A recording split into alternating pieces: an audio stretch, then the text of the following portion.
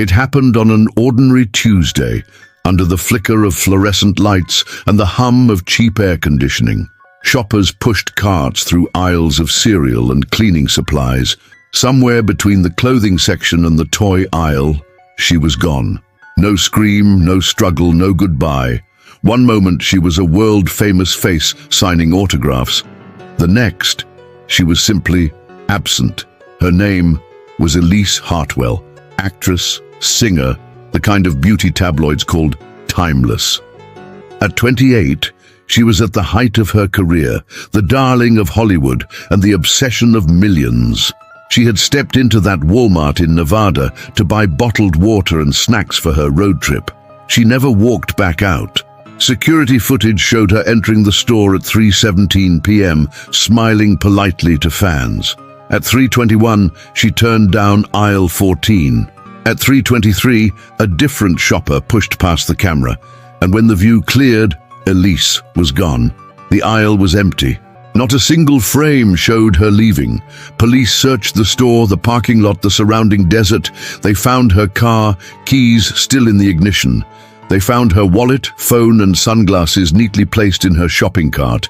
They did not find her, and in time the case became another unsolved entry in America's endless archive of missing celebrities. Until last month, they found her in the same Walmart, the same aisle, same spot. She wore the same clothes she had vanished in, carried the same half-empty bottle of water. She looked around as if nothing had happened, confused by the number of cameras and the swarm of police. The thing was, 20 years had passed. Elise Hartwell should have been 48. She was still 28. No wrinkles, no signs of age. Same voice, same posture, same perfect skin that had graced magazine covers 2 decades ago. The store's security footage this time told an even stranger story. At 2:12 p.m., the aisle was empty. At 2:13, Elise simply appeared. No one saw her enter. One frame she wasn't there, the next she was blinking, holding her purse exactly as she had the day she vanished. She claimed no memory of the missing years. To her, it was still that Tuesday afternoon in 2005, but her fingerprints were an exact match, and DNA confirmed her identity. The world she returned to wasn't the one she remembered. Her fans were grown, her movies considered classics, her home long sold to strangers. Before we dive into the haunting details of what happened to Elise, I need you to subscribe to this channel for more real-life mysteries and crimes that defy explanation. Like this video if the story chills you already, and tell me in the comments what country and city are you watching from. Because the truth about Elise Hartwell's disappearance may not just be a mystery, it may be a warning. Chapter 1. The day the lights flickered. The desert sun was blinding that Tuesday, burning the parking lot into a shimmering sea of heat. Walmart's automatic doors sighed open and closed in a slow rhythm, letting in bursts of dry Nevada air. Inside, shoppers drifted through the cool fluorescence, like they had nowhere urgent to be. Elise Hartwell walked in at 3:17 p.m., wearing a simple white blouse and faded blue jeans, her hair pulled into the kind of effortless knot that stylists take hours to replicate. She smiled to a cashier who looked up just long enough to register that this was Elise Hartwell. No entourage, no sunglasses, no pretense, just a woman pushing a blue cart like everyone else. Security footage later showed her making her way to the bottled water section. She picked a 12-pack, set it carefully into her cart, and moved toward the snack aisle. A child pointed at her, whispering to his mother, who turned just in time to catch that movie star smile before Elise disappeared into aisle 14. At 3:21 p.m., she paused by a display of board games. She picked up one, examined the cover, and set it back.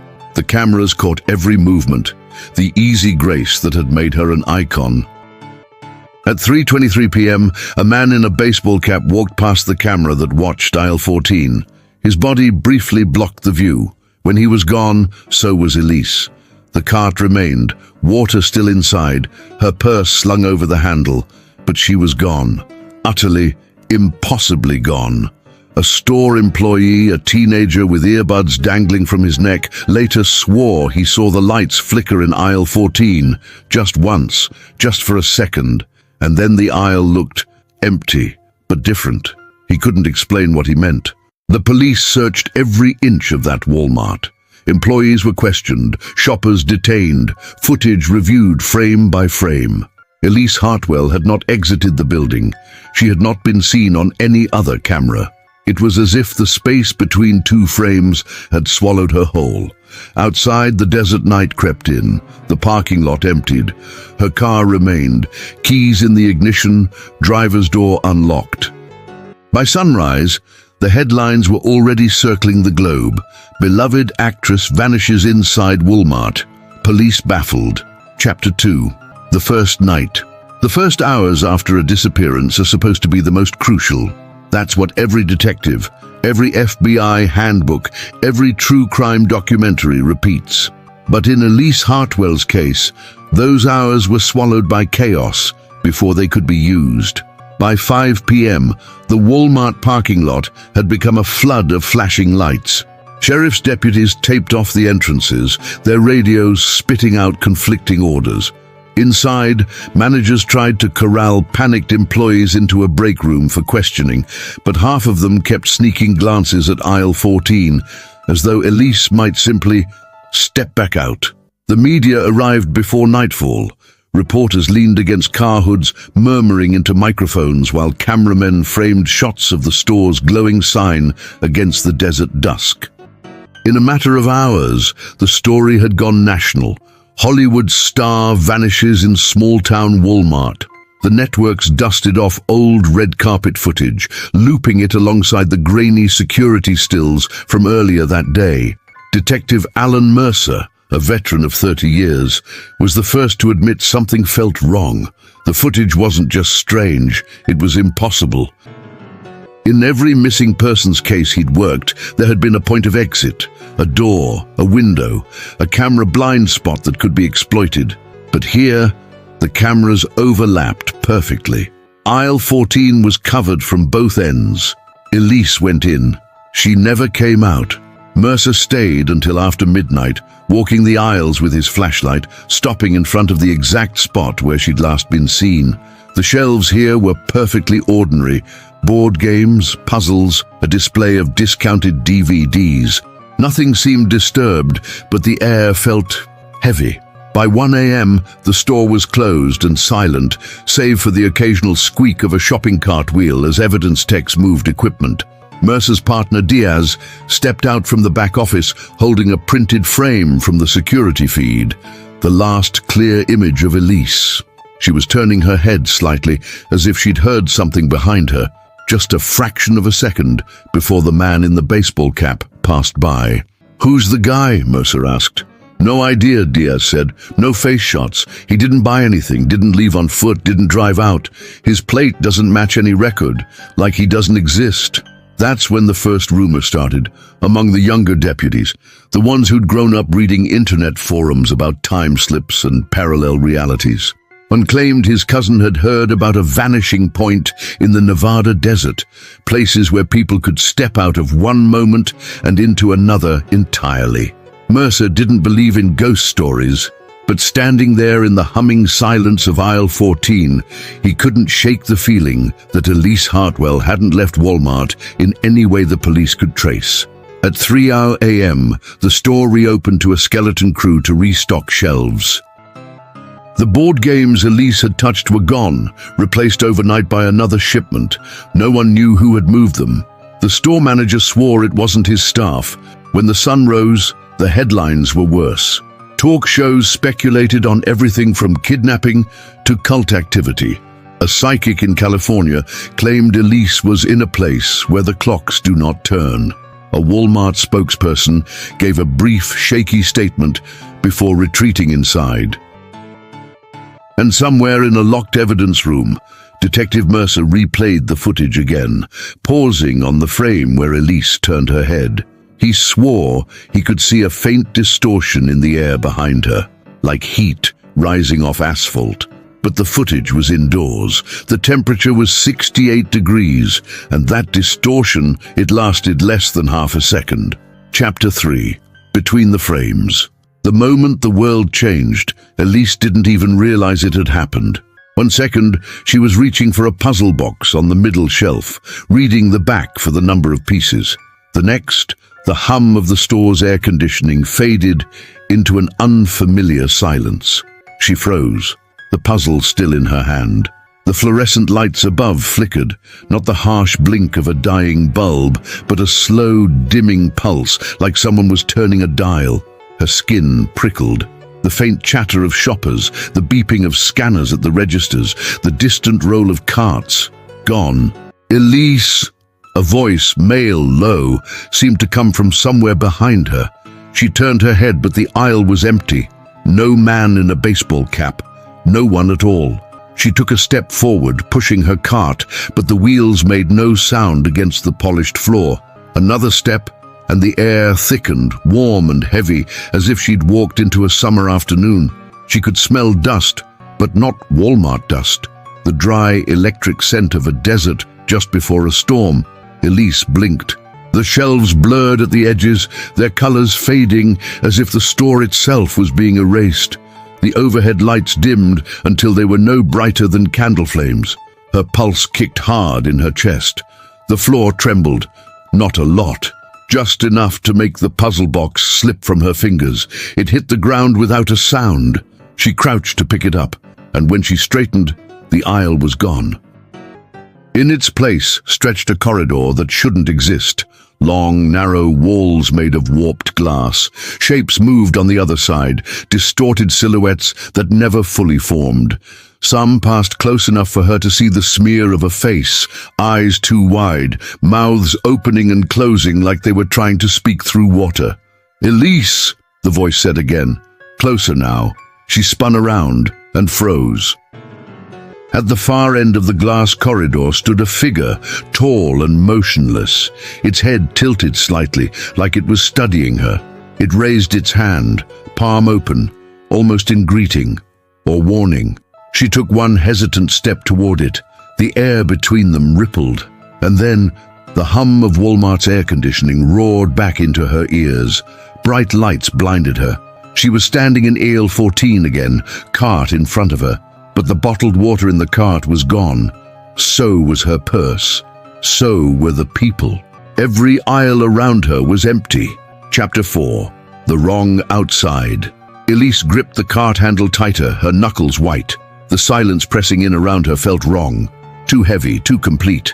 She called out, her voice breaking against the fluorescent glow. "Hello? Is anyone here?" No answer. She abandoned the cart and moved quickly toward the front of the store, her footsteps echoing in a way they never had before. Aisles slid past in perfect, unsettling order. No shoppers, no employees, not even the faint background music that usually leaked from the ceiling speakers.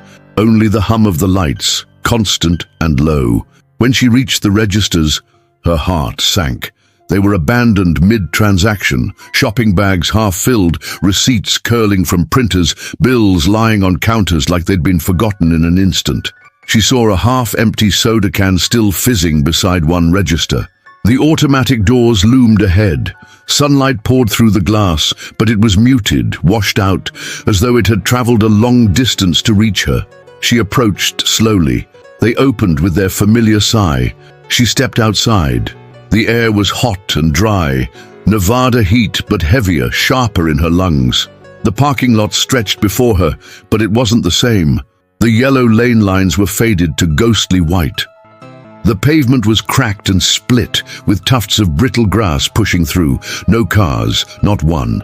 The world was silent, not just quiet. Silent. No wind, no birds, no hum of traffic from the highway.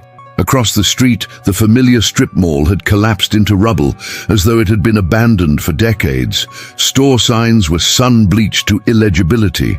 A billboard leaned at a dangerous angle, its metal supports corroded. She turned back to the Walmart. The logo was still there, but the colors had dulled, the letters warped, as if time had stretched them. And then she saw it. Above the store, the sky wasn't blue. It was a strange, shimmering silver, like liquid mercury swirling far above her head. Shapes moved within it, massive, slow, deliberate, casting shadows that passed over her without sound. "Elise," the voice said again.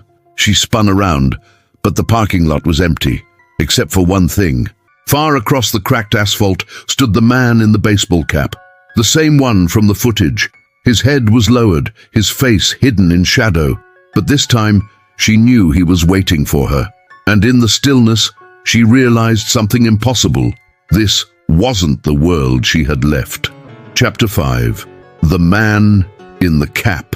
Elise's first instinct was to run toward him.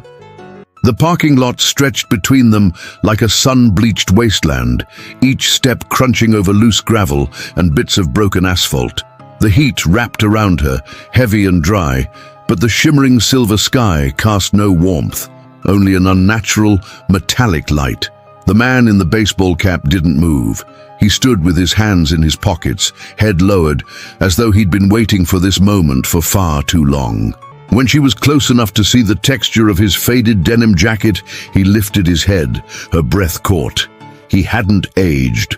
Not a single wrinkle, not a hint of gray in the stubble on his jaw. His eyes, pale and sharp, studied her like a man checking a priceless artifact for cracks. "You took longer than I thought," he said, his voice calm, as if they were old acquaintances meeting for coffee. Elise's pulse thudded in her ears. "Who are you? Where am I?" He tilted his head. "Where? That's the wrong question. You should be asking when." Her stomach tightened. "When then?"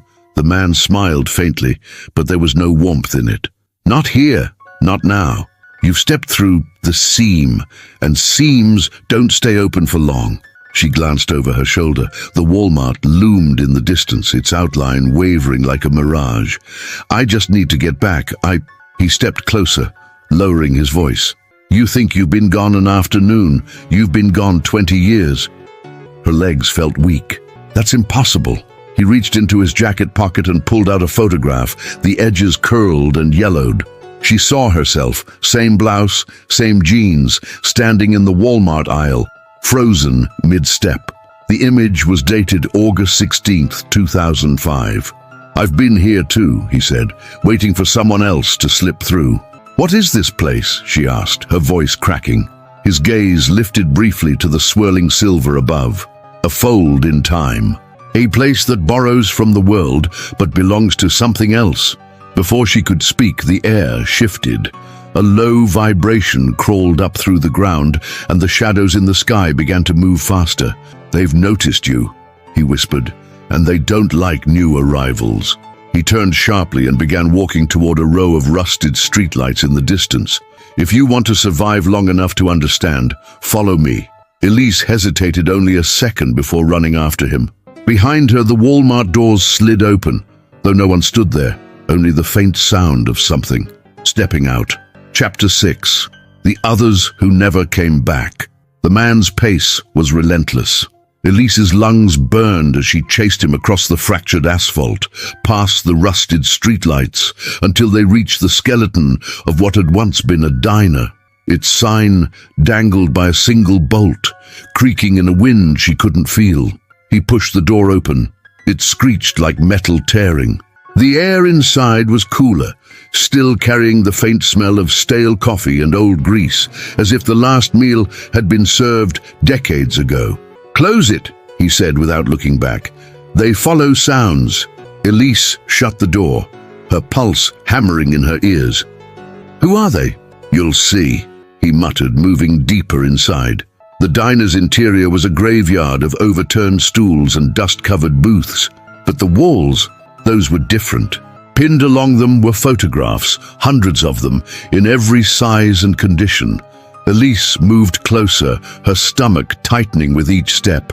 The faces staring back were strangers, children, elderly couples, young men in military uniforms, women in wedding dresses. Beneath each photograph was a date and a location. She scanned the names: Phoenix, 1978, Chicago, 1992, Portland, 2007. Her voice faltered. "These are all missing persons." The man in the cap finally looked at her. They all came through the seam. Some found a way back, most didn't. She reached out to touch one photo, a smiling teenage girl in a prom dress, and froze. The girl's eyes seemed to shift, following her hand. Elise snatched it back. How long were they here? Time works different. Some were gone an hour, but came back to find decades had passed. Others, they stayed here for years and returned the same day they vanished. Elise's gaze caught on one photograph at the far end of the wall. It was her, not the image he'd shown her before, but another. Her standing outside this very diner, eyes wide, looking straight at the camera. The date beneath it read September 3rd, 2025. She stumbled over the words, that's in 2 weeks. The man's jaw tightened. That's the day you leave, if you make it to that day. From somewhere outside, a deep metallic thud echoed through the silence. The man stiffened. They're close. What are they? Elise whispered. He moved toward the back of the diner, gesturing for her to follow. Not human, not anymore. As they slipped into the shadowed hallway, the sound came again. Closer now. Heavy footsteps. Too slow, too deliberate. Elise risked one last glance at the wall of faces. 2 photographs had fallen to the floor, and in the space where they had been, the wall was bare, just splintered wood. Chapter 7. The Ones Who Walked the Seam. The hallway behind the diner was narrow, lined with peeling wallpaper that curled like old skin. The man in the cap moved fast, his boots silent despite the debris scattered across the floor. Elise followed, every step feeling louder than it should, her breath ragged in the suffocating stillness. Then she heard it, under the steady thud, thud, thud of the approaching footsteps, a faint metallic scrape, like chains dragged across stone. The man stopped at a door and pressed a finger to his lips. "Don't speak," he mouthed. He pushed the door open just wide enough for them to slip into a small storage room. The air inside was cold, unnaturally so. They crouched between towering shelves of dust-choked boxes. Through a narrow crack in the wall, Elise could see the diner's front room bathed in that strange silver light from outside. And then it stepped in. The thing was tall, too tall, its head almost brushing the warped ceiling. Its shape was vaguely human, but wrong in every proportion. Arms too long, legs bent at unnatural angles. Its skin shimmered faintly, as if made from the same liquid mercury that filled the sky. Where a face should have been, there was only a smooth, concave surface, reflecting fragments of the room like a broken mirror. It paused in the middle of the diner. That's when she realized the metallic scraping was coming from its hands, long blade-like fingers that left faint grooves in the floor whenever it moved. The man in the cap leaned close to her ear, his whisper barely a breath. They walk the seam. They keep it intact. And they take whatever doesn't belong here. The creature tilted its head as if listening. The mirror surface rippled, and Elise saw faces inside it. Not reflections of the diner, but people. A man screaming. A child pounding on glass. A woman whispering something she couldn't hear. The images faded as quickly as they came. It began to move again, slow and deliberate, toward the hallway where they had just been. Each step made the floorboards groan under its impossible weight. Elise's muscles ached from staying still, but she didn't dare move. She could feel its presence, like static, pressing against her skin. The man kept one hand on her arm, steady but tense, ready to bolt if needed. Then, without warning, the creature stopped. Its head turned toward their hiding place, the faceless surface rippling again. Elise's chest tightened. She swore she saw her own face appear there for a fraction of a second, eyes wide, mouth open in silent panic. The man in the cap's grip tightened. "If it marks you," he whispered, "it will follow you, even if you get out." Oh, the creature lingered for one long, unbearable moment, then turned and left through the front door, its blades scraping one last time before fading into the silence outside. Elise exhaled shakily. "What happens if it catches you?" The man's gaze was grim. "You don't go back. You don't go forward. You just stay. Forever." Chapter 8. The way out. They didn't leave the storage room for a long time. Even after the sound of the creature's scraping fingers had faded into the distance, the man in the cap kept them still, listening for the faintest sign of its return. Only when the silver light outside shifted, dimming towards something like twilight, did he stand. "It won't come back for a few hours," he said. "But that's not the good news you think it is." Elise straightened, rubbing the ache from her knees. "Why? If it's gone, can't we just leave?" He gave a short, humorless laugh. "You still don't get it. The seam isn't like a door you can just walk back through. It opens in one place, for a short time, and only under the right conditions." Her mind flashed back to the date on the photograph, September 3rd, 2025. "That's when it opens again," he nodded. "But there's a problem. The seam opens in the hollow." She frowned. "The hollow?" He hesitated before answering. "Think of it like their nest." A cold knot formed in her stomach. "You mean those things?" "Yes, all of them. The ones who walk the seam." Elise tried to process it. "So to get out, we have to go through them. There's no other way. The hollow is the only crossing point back to your time. Miss it, and you're stuck here until the seam shifts again, and that could be years or centuries." She swallowed hard. "How far is it?" 2 days' walk, but it's not the distance that's the problem." He pulled a crumpled map from his pocket, the paper brittle and torn. "The path to the hollow runs through the glass fields." The name alone made her uneasy. "What's in the glass fields?" He met her eyes, his voice dropping low. "Mirrors, hundreds of them, standing in the earth like gravestones. They'll show you things. People you know, moments from your life, but they're not memories, they're bait. And if you touch one?" she asked. He folded the map with deliberate care. "Then you join whatever's trapped inside it." From outside came a sudden distant echo, a chorus of metallic scraping, dozens of them at once.